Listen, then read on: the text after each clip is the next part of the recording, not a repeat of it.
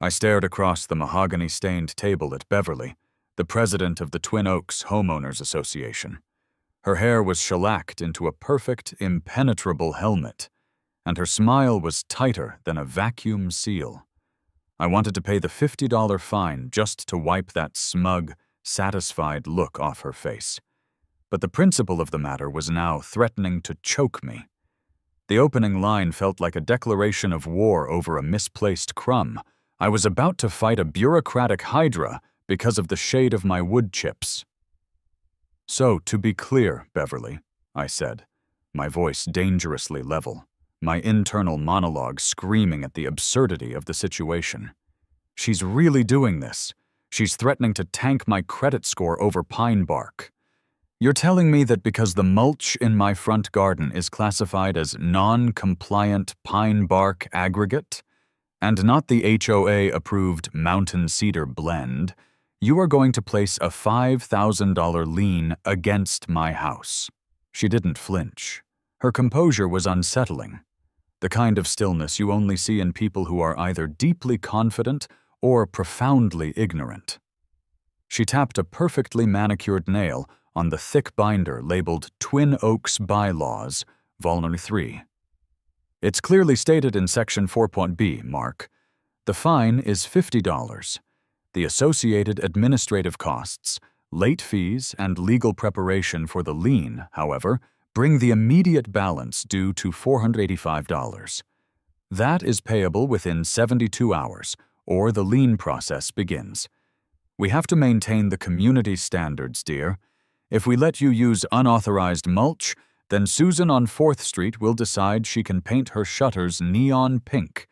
The system collapses."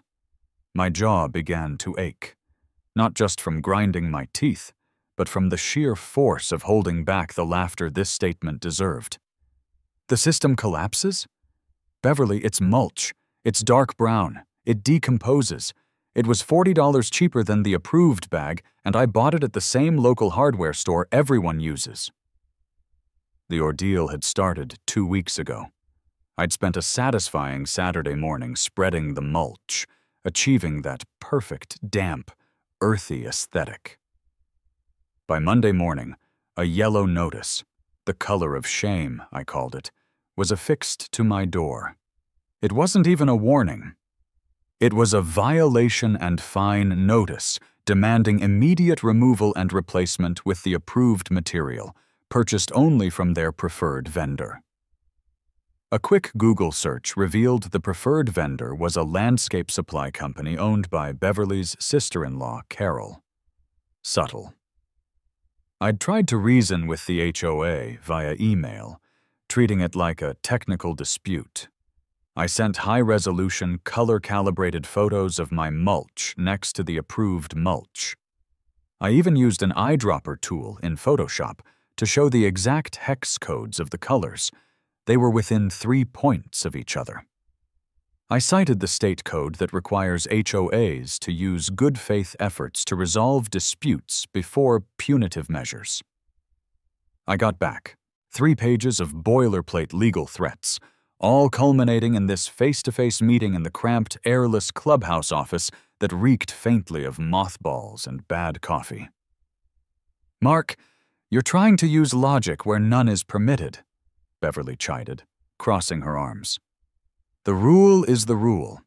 We don't negotiate the specifics of the covenants, conditions, and restrictions. This is why our property values remain high." She paused, leaning in with a conspiratorial whisper. "And frankly, your previous choice looked a little cheap." I felt the last thread of my patience snap. The $50 wasn't the issue. It was the audacious jump from a petty fine to a predatory lien threat, designed solely to force compliance through terror. "I will not pay it, Beverly," I said, my voice now firm and entirely devoid of amusement. I wasn't just fighting the fine. I was fighting the blatant abuse of power. The entire premise is arbitrary and, frankly, predatory.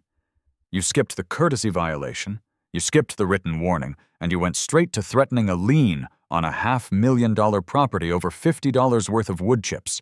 That's insane, and it's legally questionable." She sighed, a sound of profound disappointment, as if addressing a particularly slow child. "Mark, you're making this harder than it has to be. Just pay the fine. The board is simply upholding the covenants that you agreed to when you purchased your house. And when I agreed to those covenants, I also agreed to transparent governance," I countered, pulling out a printout of my own. I had already looked up the state law. My job, a software analyst specializing in data integrity and reconciliation, had prepared me perfectly for this moment. I live for reconciling discrepancies. State Statute 720.303, subsection 4. It grants me, as a member, the right to inspect and photocopy the official records of the association, including all financial records and bank statements. Since you're claiming to have spent $435 in administrative and legal fees on a $50 fine in 2 weeks, I am formally requesting immediate access to those financial records, starting with the general ledger and the current budget summary. Beverly's smile finally cracked. Her smooth mask of authority slipped, revealing a flicker of raw panic. She wasn't used to people citing statutes. She was used to people folding, paying the fine, and moving on. "Mark, that's highly irregular. You can't just demand the entire financial history of the association." "Is it?" I kept my eyes locked on hers, my internal monologue narrating the victory. Got her. "It's in the state law and your own bylaws, Section 12 Boîte C. I'd like to see where that $435 is going, and I'd like to see the breakdown of the $80,000 in annual dues the 160 homes in this community pay. I want to see the receipts for the landscaping, the pool maintenance, and that ridiculous contingency fund you all keep talking about." She stood up, her composure finally breaking. "I'm afraid I can't grant you immediate access to those files. They are held by the treasurer, Mr. Henderson, who is currently indisposed. You may submit a written request, which we will address at the next quarterly meeting, which is 3 months away." "I'll do better than a written request, Beverly," I said, grabbing my satchel. The rage had cooled into a chilling, analytic focus. "I'm taking this to the next level. You started a fight over $50. You threatened my property. I'm an analyst, Beverly. I work with ledgers and receipts for a living. You have no idea what you just unleashed. I'm not paying the $50, and I'm going to find out exactly where every single one of my dues dollars has been going." I pushed my chair back, leaving her standing there, silent and blinking like a statue that had suddenly realized it was naked. As I walked out into the humid evening air, I felt a strange mix of adrenaline and righteous fury. I was starting a war against the petty tyrant of the neighborhood, and all because she didn't like the color of my damn wood chips. Let the audit begin. The following day was dedicated to laying the proper procedural groundwork. My profession, dealing with the minutiae of data compliance, taught me that bureaucracy is defeated by superior bureaucracy. I didn't want to just ask for the books. I wanted to demand them in a way that left no legal loophole. I spent the morning drafting a formal, certified letter to the entire HOA board. Beverly, Henderson, and the 2 other nameless members who never spoke. I cited every relevant statute, every section of the bylaws, and included a highly detailed list of the specific records I required. General ledger, past 24 months, operating account bank statements, reserve account statements, all canceled checks over $500, and all vendor contracts signed in the last 3 years. I mailed it with return receipt requested, and I kept copies of everything. The cost of postage alone probably exceeded the mulch fine, but this was now a matter of principle over petty cash. The response arrived a week later in a flimsy, stained envelope, smelling vaguely of stale tobacco and panic. It was a masterpiece of bureaucratic obstruction, signed by Mr. Robert Henderson, the treasurer. Henderson was the main antagonist I hadn't yet engaged, a perpetually uncomfortable man in his late 50s, pale, slightly chubby, who always looked like he was expecting a sudden, painful tax audit. He was the one holding the keys to the kingdom, or in this case, the kingdom's leaky vault. Dear Mr. Mark. Last name. We acknowledge receipt of your request for inspection of association records. Pursuant to Bylaw 12.c, records are maintained at the Treasurer's personal off-site location for security and space concerns. To facilitate your request, we must coordinate a time suitable for both the custodian of records, Mr. Henderson, and the association's legal counsel, who must be present to supervise the inspection, as we view your request as potentially adversarial.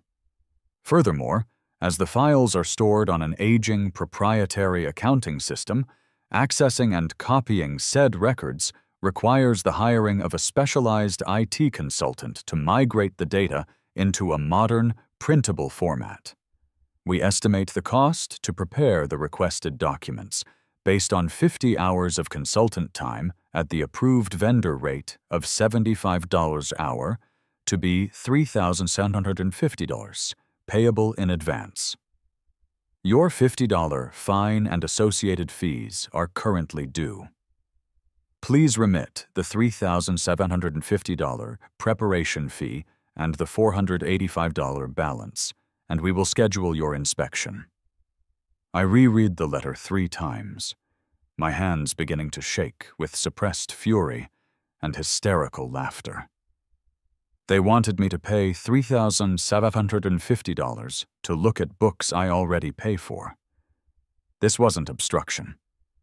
This was a direct, legally threatening slap in the face. They were weaponizing their own poor record-keeping to charge me 75 times the initial fine. I immediately called Henderson. I decided to drop the legal speak and go for the slightly more exasperated neighborly tone, which often disarms small-time crooks. Mr. Henderson, Mark from 1205 Juniper, I said when he answered, my tone falsely cheerful, as if I were calling about a bake sale. Oh, Mark. Yes, the mulch gentleman, he wheezed. His breathing was loud and labored over the phone. Anxiety, I noted. He's stressed. The mulch gentleman, yes. About your letter. Bob, this $3,650 preparation fee is not in the bylaws, sir, and state law is very clear. You can only charge the reasonable cost of copying the records, not preparing them.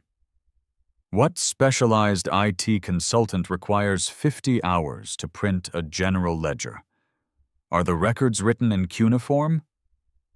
The system is very old, Mark, Henderson insisted, his voice rising slightly in pitch. It's a DOS-based system. We had it customized in the 90s. It's a whole thing. The consultant charges time and a half to deal with legacy code.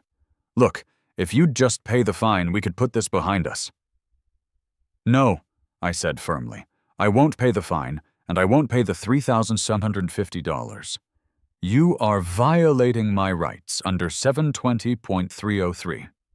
What I will do is report the association to the State Regulatory Board for violating my inspection rights and engaging in financial intimidation.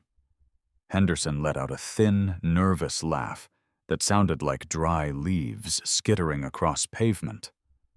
Mark, don't be dramatic. The board is very busy. We just approved the bid for the new community center awning.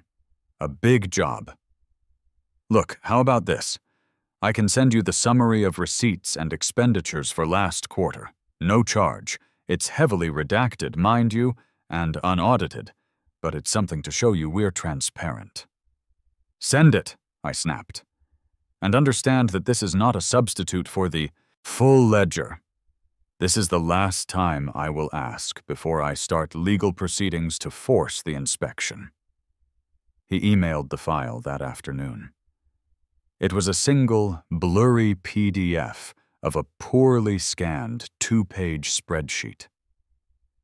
I cracked it open, and the numbers swam before my eyes. Most of the categories were standard: utilities, insurance, landscaping contract. But then there were 2 line items that jumped out, recurring every month, year after year: office supplies and equipment. $200 month contingency, miscellaneous. $800 month. $2,000 a month or $24,000 a year, going into vague buckets labeled supplies and miscellaneous. That was 20% of our total annual dues budget vanishing into the ether with zero explanation. My internal alarm bells started screaming like a high-speed data integrity failure. This is not just mismanagement. This is a smokescreen. The next day, I started laying the groundwork for my pretext, the official reason for my deep dive. I couldn't just tell the neighbors I was auditing for embezzlement. I needed a plausible, neighborly excuse that would justify reviewing past contracts. I decided to go undercover as a concerned, project-oriented homeowner. I called Mike from Mike's Masonry and Paving. I found his number on a flyer someone left on my mailbox. "Mike, this is Mark from Twin Oaks," I said, adopting a serious man-of-the-community tone.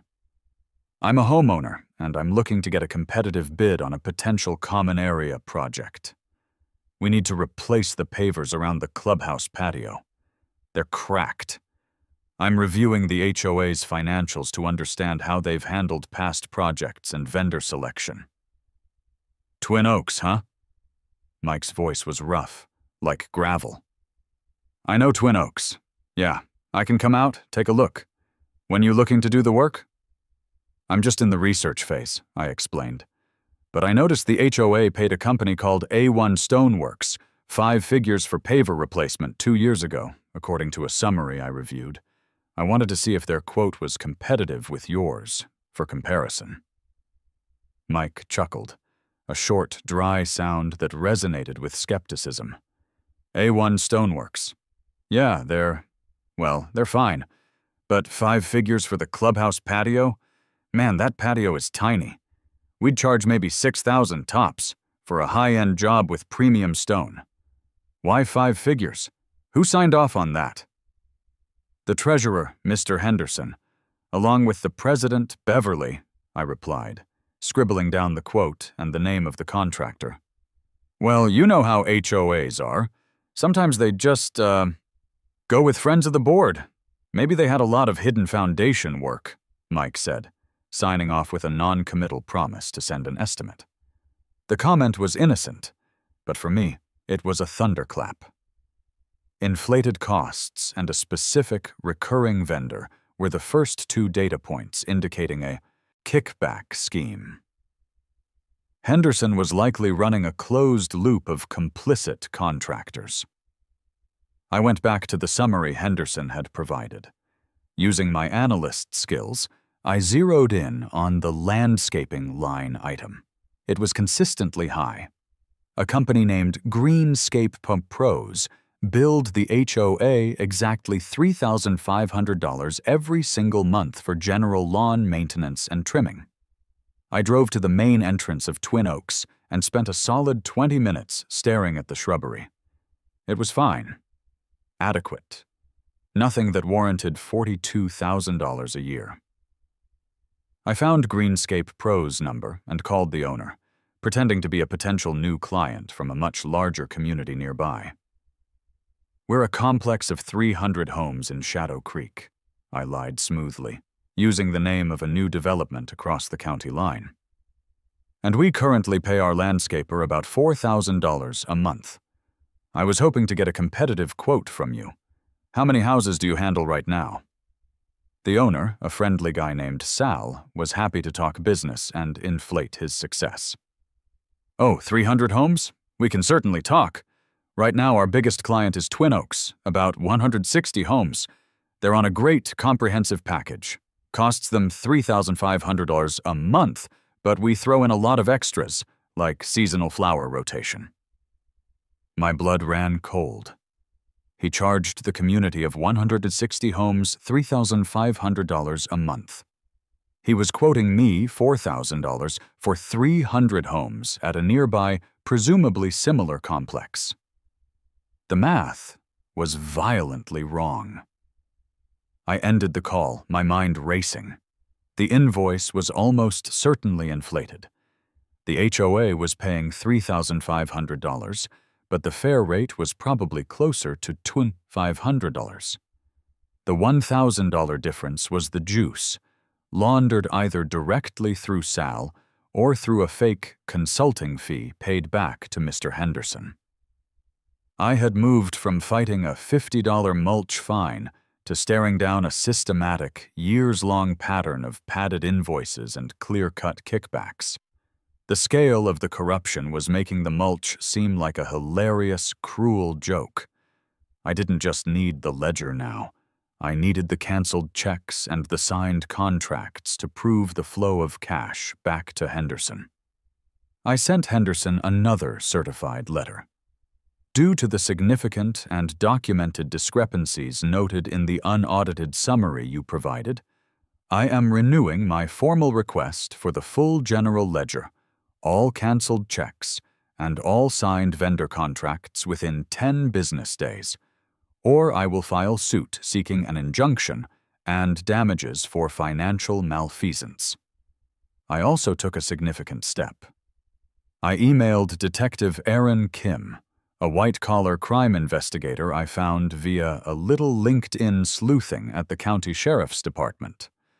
I told him I was looking into potential fraud and embezzlement within a local nonprofit and was compiling a dossier, but needed advice on how to legally proceed once I confirmed my suspicions. I offered to meet him for coffee. The war was officially transitioning from neighborhood skirmish to criminal investigation.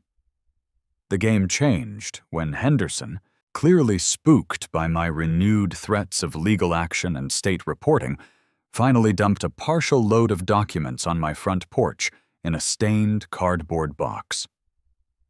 It arrived on a Saturday morning with no warning, just a heavy box labeled HOA Financials, unsorted. Inside, it was chaos. Printed spreadsheets without headers, blurry copies of bank statements from 6 months prior, and a haphazard stack of photocopied vendor invoices. He hadn't given me the actual general ledger. That would have been too organized.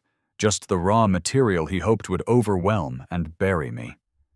It was a data dump designed to defeat the auditor through sheer volume and poor formatting. It was, however, everything I needed to confirm my suspicions. I enlisted my roommate, Alex, a guy whose organizational skills rivaled a highly efficient pack rat's, to help me sort the mountain of paper.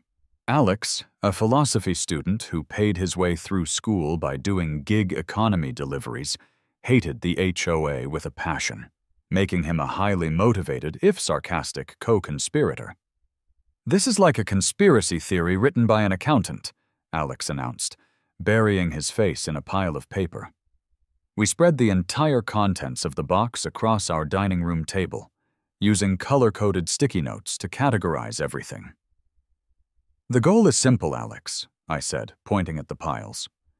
"We are reconciling the expenses against the bank statements, focusing exclusively on 2 things: Henderson's reimbursements and any vendor contract that looks too high." The humor came from Alex's increasingly deranged commentary as he encountered the evidence. "Mark," Alex called out from the kitchen table, holding up a long, thermal receipt that curled at the edges. "Explain this. Office supplies and equipment, $632.99. And the retailer is Gamer's Paradise? Did the HOA buy a custom water-cooled gaming rig for the clubhouse? Maybe a Community League of Legends team?" I took the receipt. It was dated last November. I looked at the check copies for that month. Sure enough, a check for $1,250 to R. Henderson, marked Office Supply Reimbursement, was cashed 2 days later. The $632.99 receipt was for a high-end, curved 32-inch gaming monitor and a mechanical keyboard. No, Alex. They bought a gaming monitor for Mr. Henderson's personal home office. He's running a massive scam, and he thinks that by burying the receipts in a pile of unrelated garbage, no one will notice. This is petty theft wrapped in layers of plausible deniability. We found more. A recurring invoice from a pest control company named Bug Be Gone for $750 a month. That was nearly $9,000 a year for pest control in a small community. Our complex has 4 communal trash cans and a tiny clubhouse, I muttered, exasperated, staring at a satellite map of the complex. We are not fighting a tropical cockroach invasion. I have a recurring pest service on my own house that costs $120 every quarter. What are they spraying? The entire state of Pennsylvania with liquefied gold? I called Bug Be Gone, using my new guy on the board voice. I got the owner, a man named Gary, who sounded tired and stressed. Gary, I'm the new guy on the Twin Oaks HOA board, just reviewing the books. We seem to be paying you $750 a month. Can you clarify what that covers? That seems high. Gary's voice went instantly cold. It covers the contract we have with Mr. Henderson. Perimeter, clubhouse, monthly inspection. We do it. It's what he signed. It's a very comprehensive package. Right. But for 160 homes? I'm looking at quotes for complexes twice our size that pay half that. Do you think that's commercially reasonable? Gary paused, the silence thick with unspoken implications. Look, Mark, I do my job. I send the invoice Mr. Henderson asked for, and I send a crew out. I don't set the price. I get told the budget. Anything else, you gotta talk to him. He hung up abruptly. Another intimidated vendor, almost certainly complicit in the overbilling, fearful of losing a lucrative padded contract. It was becoming clear that Henderson had set up a network of seemingly legitimate small business vendors who were padding their invoices and possibly kicking the difference back to him. The total monthly overcharge, the likely embezzlement, was now easily $4,000. That was almost $50,000 a year, sustained for at least the 3 years I had the records for. The next critical piece of evidence came from the maintenance stack, marked with a blue sticky note. An invoice from Tony's Tiling and Pool Repair from 2 years ago. Project, resurface and repair pool deck cracking cost. $9,800 authorized by R. Henderson, treasurer. I went back to Mike the Mason for a formal, written appraisal of the work. He reluctantly agreed to drive over, look at the pool patio, and give me a quick estimate based on the known materials. Yep, Mike said, standing on the pool deck and kicking at a paver. Standard concrete stamp work. The cracking was minor, I remember it. Look, Mark, my written bid for this job 2 years ago would have been $7,000 tops. $9,800 is highway robbery. Thank you, Mike. That's all I needed. I found Tony's Tiling's number, and this time I didn't pretend to be the new board member or a competing contractor. I pretended to be an old acquaintance of Tony's, someone who had heard he was doing well off the HOA contracts. Tony, man, I heard you're crushing it with the Twin Oaks contract. Almost 10 grand for that pool deck? That's fantastic margins. Tony, initially flattered, started to talk quickly. Yeah, we got that contract. It was a good job. A lot of back and forth, you know. Mr. Henderson is particular about his budget. He is. He really holds the purse strings. 10 grand is a big number, though. That kind of money usually involves, A bit of a thank you for the person who approved it, right? I threw the bait out, half bluffing, using the tone of someone who knew how the system worked. Tony let out a deep, nervous exhale. Listen, I don't want any trouble. I just billed what they told me to bill. I did the work, I got paid for the work, and I paid the consulting fee to Mr. Henderson. It was non-negotiable. I just wanted the contract. I didn't know it was that kind of situation. I figured, hey, he's got a friend who's a consultant. Embezzlement confirmed. Tony admitted to paying a kickback directly to the treasurer. The $3,300 difference in the quote was the kickback, masked as a consulting fee paid to Henderson in cash. I had the invoice showing the inflated cost, and I had the contractor admitting to the illicit payment. I thanked Tony profusely and ended the call. I immediately moved from the kitchen table to my home office computer, where I digitized all the evidence.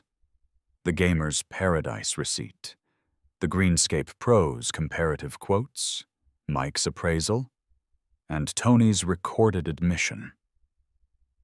I had secretly taped the conversation, noting the time and date for the police.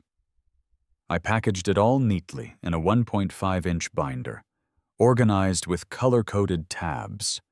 I named it The Twin Oaks Audit, The $50 Lie. My professional life had been completely subsumed by this petty, hilarious revenge fantasy. I realized I hadn't even looked at my own mulch in weeks. The $50 fine was now a distant, motivating roar, the inciting incident that led me to this mountain of fraud. The corruption was far more pervasive and lucrative than I had initially imagined, fueled by the board's assumption that no one would ever bother to look past the veneer of bureaucracy. I walked into the county sheriff's office like I was presenting a thesis defense. The receptionist directed me to a small, brightly lit room where Detective Aaron Kim was waiting. He was mid-40s, sharp, with tired eyes that suggested he'd seen every kind of stupid crime committed in the county. His uniform jacket hung neatly on the back of his chair. "Mark, thanks for coming in," he said, gesturing to the chair opposite his desk. "Your email mentioned non-profit fraud. Which organization are we talking about?" "The Twin Oaks Homeowners Association," I replied, pushing the binder across his desk. It landed with a satisfying, professional thud. He picked it up, turned it over, and let out a single, sharp laugh that sounded more like a cough than amusement. "An HOA? Mark, I deal with bank fraud, investment scams, things that involve 6-7 figures. You're telling me this is over a fence or a mailbox color? We get these all the time. 90% of them are civil disputes. I'm telling you, Detective, that this started over a $50 fine for the shade of my mulch, but it escalated to the point where I have evidence of tens of thousands of dollars in Chaosun. Systematic embezzlement," I countered, leaning forward. My analyst training kicked in. Stick to the data. I'm an analyst. I don't deal in emotion. I deal in ledgers and data integrity. And this ledger is cooked. He flipped the binder open, starting at tab A, the $50 violation notice and the $435 in administrative fees. He raised an eyebrow. "Impressive documentation for wood chips," he murmured. "Flip to tab C, please. The office supplies." He found the tab, which held the Gamer's Paradise receipt, the check copy for the $1,250 reimbursement, and a side-by-side comparison of the treasurer's signature on the check and the authorization forms. A $632.99 gaming monitor claimed as essential office supplies, Mark explained. "That's simple theft, claimed as a reimbursement. It's small, but it shows clear, documented intent to misuse HOA funds for personal gain." "Okay, that's small potatoes, but it establishes intent," Kim said, making a note on a yellow legal pad. "Show me the money." Tab E, Landscaping Kickback, I instructed. Vendor Greenscape Pros. The community is 160 homes. They bill $3,500 monthly. I have a recorded quote from the owner for a nearby 300-home community at $4,000. The pricing discrepancy suggests an overbilling pattern of at least $12,000 annually. That is circumstantial, however. I paused for dramatic effect. Now, Tab F Pool Repair. The Smoking Gun. Kim flipped to the tab. It held the $9,800 invoice from Tony's Tiling and Mike the Mason's written appraisal of the fair market value. I presented the final piece of evidence, the transcription and time-stamped log of my conversation with Tony. The total contract was inflated by $3,300, which Tony admitted to returning to Mr. Henderson as a consulting fee in cash to maintain his lucrative contract with the HOA. This isn't a civil dispute over a rule. This is a pattern of felony theft, wire fraud via the invoices and bank transfers, and bribery sustained over several years. I estimate the total amount embezzled is close to $150,000 across multiple vendors and expense accounts. Kim closed the binder. The casual air was gone. He picked up his pen and began circling names and figures on my printouts. Mr. Last Name, you have just done several hundred hours of police work for us. This is not a civil matter. This is a potential felony. Embezzlement from a non-profit association, likely sustained, easily crossing the criminal threshold for organized white-collar crime. Finally, I breathed, a wave of exhaustion washing over me. I've been told for weeks this is just an HOA issue. I've battled the comedy of jurisdiction at every turn. That's the difficulty with HOAs. They're a gray area, private nonprofits. But when the numbers get this high, it's not private anymore, Kim said, tapping the binder. You've given me a beautifully documented case. Here's the deal. I'm starting a file. I will subpoena the bank records, the check images, and the official contracts. That will take time, but your evidence gives me the probable cause to move quickly. Your job is to keep your mouth completely shut. Do not alert Henderson, Beverly, or anyone on that board that you've come to us. If they know, the evidence disappears and the cash is moved. You need to act completely normal. I swore I wouldn't breathe a word. I left the sheriff's department feeling lighter than I had in months. My meticulous, annoying nature finally working for justice instead of just against bad mulch. That evening, I got a certified letter from Beverly.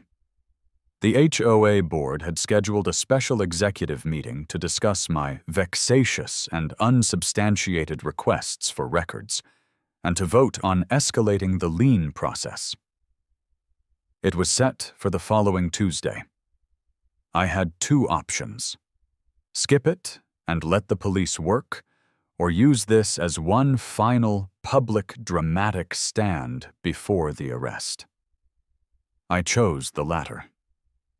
On Tuesday, the clubhouse was packed with the usual cast of board neighbors, plus Beverly, Henderson, and two other board members who looked like they'd rather be anywhere else. Henderson looked like a ghost, sweating profusely even in the air conditioning. He kept running a handkerchief over his forehead. Beverly started, her voice falsely sweet, delivering a prepared statement. Good evening, everyone. We are here tonight because one of our residents, Mark, last name, has continued to make unreasonable and costly demands on the association's time and resources. He has refused to pay his overdue fine for the mulch violation, and he has now repeatedly threatened us with litigation.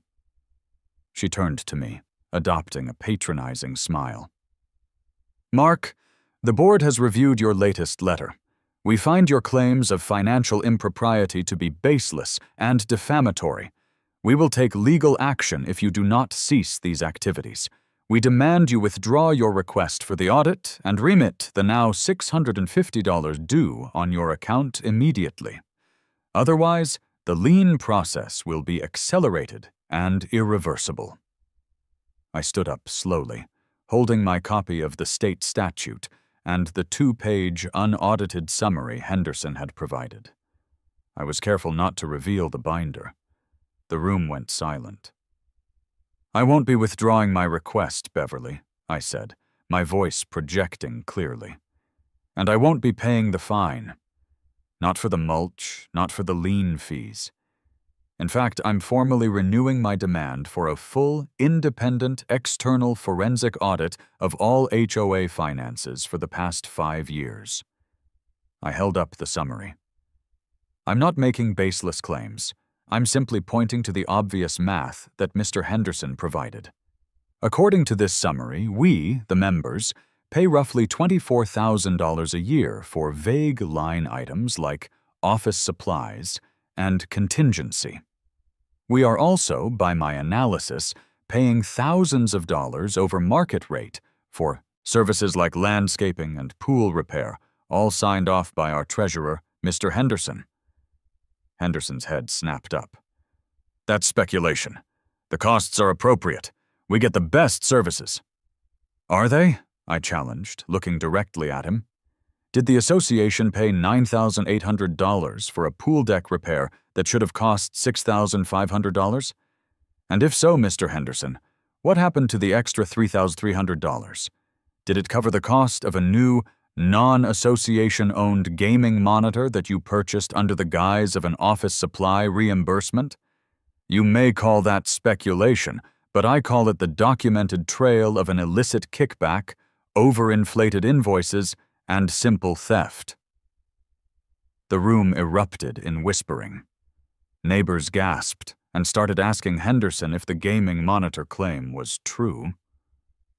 Beverly was sputtering, trying to regain control.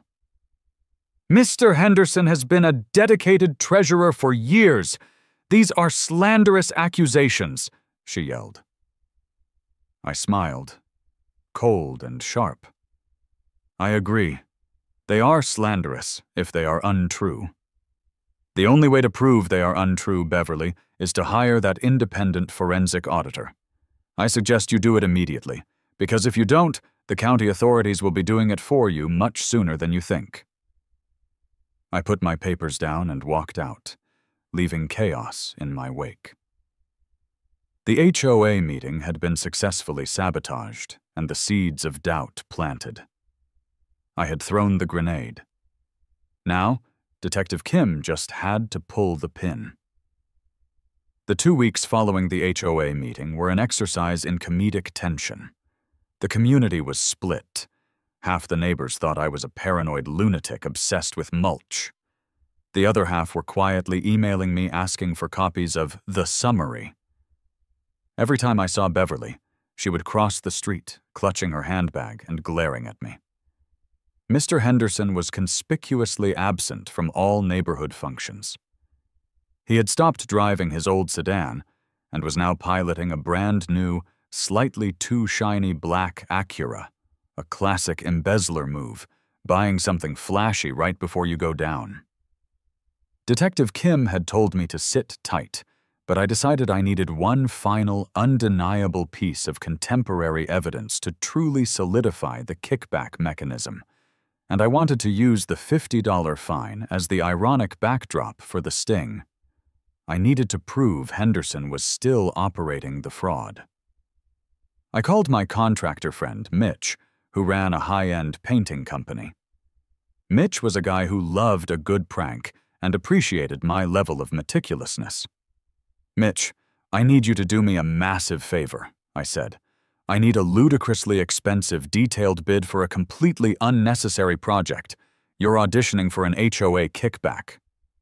"Hit me," Mitch replied easily, laughing. "What are we painting? The new guard shack's pet parrot? My rate for absurdity is double. I want you to bid on painting all 50 fire hydrants in the Twin Oaks community the official HOA-approved teal color.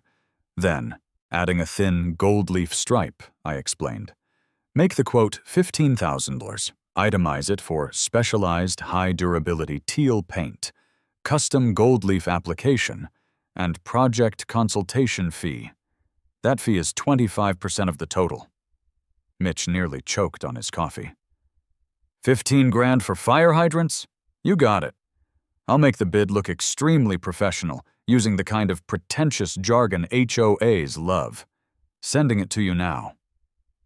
I printed the ridiculous quote and anonymously sent a copy to Mr. Henderson and the entire HOA board via separate first-class mail envelopes. My note simply said, "Excellent opportunity to upgrade community aesthetic." My goal was simple, to see if Henderson would jump at the chance for an immediate, large, fresh kickback. 2 days later, I got a cryptic text message from an unknown number. It read like a bad crime novel. "Mark, regarding the hydrant project, your bid is high but interesting. The board requires discretion on this. Meet me 6 p.m. Friday at the back of the abandoned hardware store on Route 10. We need to discuss the consultation fee structure. Bring a preliminary cash deposit for said consultation. R.H." Henderson had taken the bait, thinking I was now a part of his scheme. He assumed I was Mitch's go-between. The preliminary cash deposit was code for the kickback negotiation. I immediately forwarded the text message to Detective Kim. "Mark, you're not going to that meeting," Kim replied over the phone, sounding genuinely angry. "This is officially my jurisdiction now. I've subpoenaed the bank records and the investigation is active. We are moving on this, but we need time for the evidence to legally mount. You've done enough. Stay home. Let us handle the sting." "Detective, trust me," I pleaded. "You want to catch him in the act of soliciting the kickback on a fresh invoice? This is it. He's meeting a contractor he thinks is complicit. The evidence is instantaneous. Send an unmarked car for surveillance. I'll be sitting in my car a block away doing a stakeout of the stakeout. I need to see this, detective. This is my baby." Kim sighed, a long sound of resignation. "Fine. I'll send a unit. If he spots you, Mark, I'm booking you for interference." Friday evening, I drove my car to a dimly lit side street near the derelict hardware store. It was exactly 6:05 p.m. Sure enough, Mr. Henderson's shiny black Acura pulled into the back lot. He got out, looking furtive, checking his watch, and stood by the overflowing dumpster. A minute later, a battered pickup truck pulled up. A man I recognized from Mitch's crew, posing as the consultant, got out and walked over to Henderson. They exchanged a few quiet words.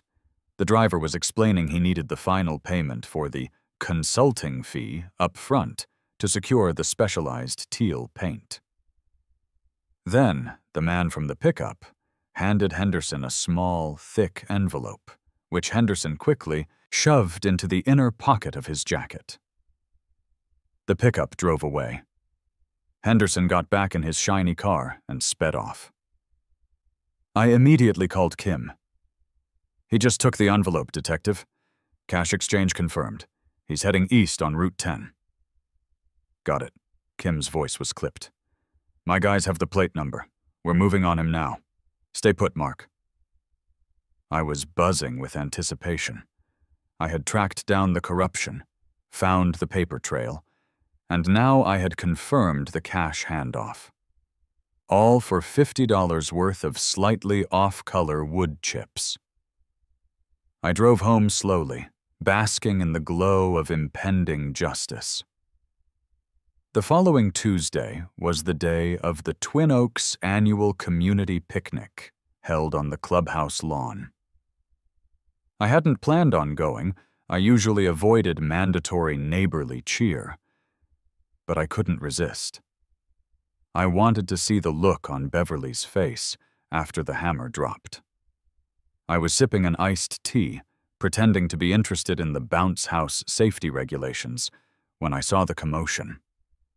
2 unmarked police cars, lights flashing discreetly, pulled onto the curb of the clubhouse parking lot.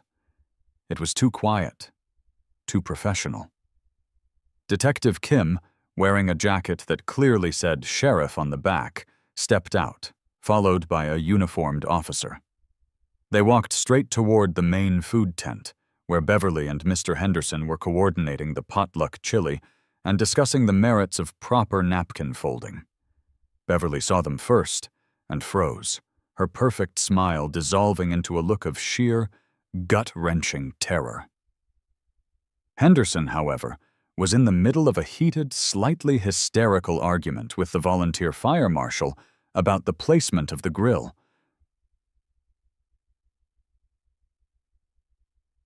And I'm telling you, the bylaws state that the grill must be 15 feet from the structure, regardless of the fire code. Henderson was shouting, his face purple with self-importance. I signed off on the safety budget, and I know the rules. Detective Kim stepped in quietly behind him. Robert Henderson? Henderson spun around, startled and defensive. Yes? Can't you see I'm busy upholding community safety codes? Kim didn't miss a beat. He reached into his jacket pocket and pulled out a badge and a warrant card.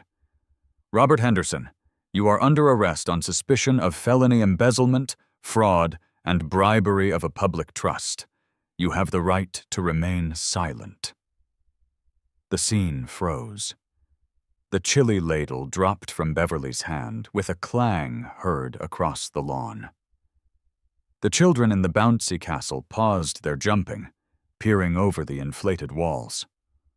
All 160 homes, represented by a crowd of stunned neighbors, watched as Mr. Henderson, the meticulous treasurer, was read his rights. He sputtered, his voice cracking with disbelief. Embezzlement? This is ridiculous. This is that mulch guy, that $50 fine. I have done nothing but uphold the integrity of this community. He was reaching wildly into his jacket pocket, probably realizing the cash was still there. As the uniform officer gently handcuffed him, Henderson looked over the shoulder of the officer and saw me standing by the bouncy castle.